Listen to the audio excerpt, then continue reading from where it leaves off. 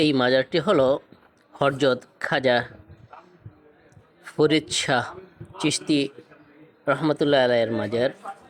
এটি মোহাম্মদপুর এলাকায় অবস্থিত। মাজারের ভিতরের অংশটি দেখতে খুবই সুন্দর।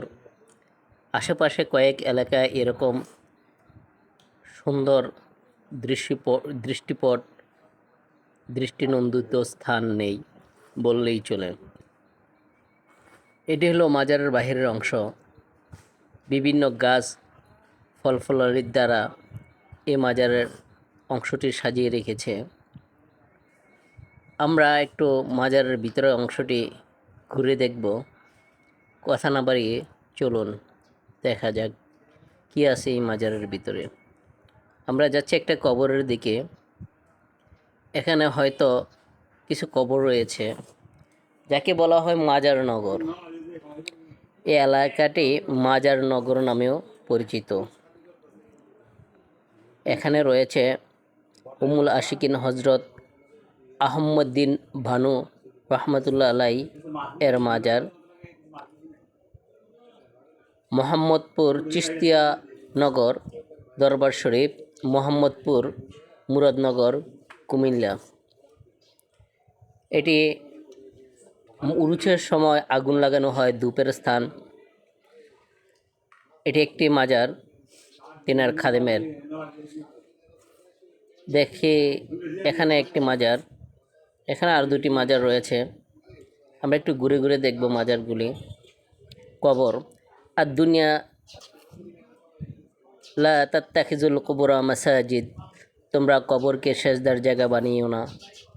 এই হাদিসের প্রেক্ষাপটে দেখা যায় যে অধিকাংশ কবরই মাজারে পরিণত করে ফেলে কিছু কিছু নামধারী পীর সাহেব, যারা পীরের অর্থ বুঝে না, খাজার অর্থ বুঝে না, চিশতির অর্থ বুঝে না, শাহ অর্থ বুঝে না, সুফির অর্থ বুঝে না, আগে পরের নামের টাইটেল লাগিয়ে নেয় নিজ ইচ্ছা মতে। এখানে রয়েছে আরেকটি মাজার। এটি একটি ছোট্ট একটি ঘর।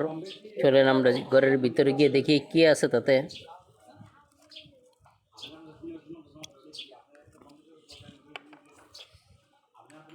দেখার মতো কিছু নেই। একটি কবর আছে, তার উপরে লাল নীল বিভিন্ন রঙের জার বাতি লাগানো আছে। আমরা গিয়ে দেখেছিলাম কিছু ছেলে এখানে বসে আছে, হয়তো তারা কিছু একটা খাচ্ছে। যখনই আমাদের আসার টের পেল, তারা চলে গেছে।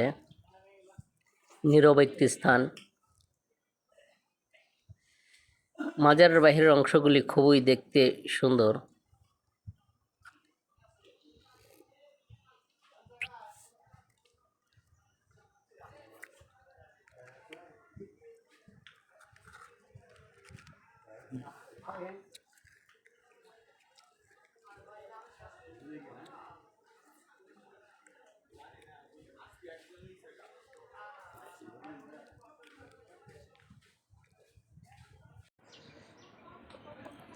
এখানে রয়েছে আম বাগান।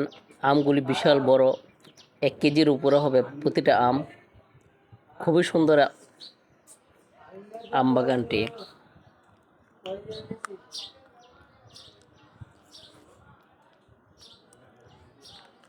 এটা হলো মূল মাজার।